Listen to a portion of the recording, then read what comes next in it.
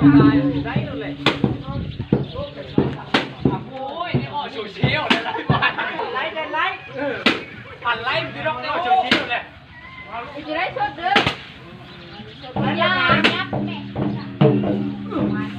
มาไล่สดบ้านเขา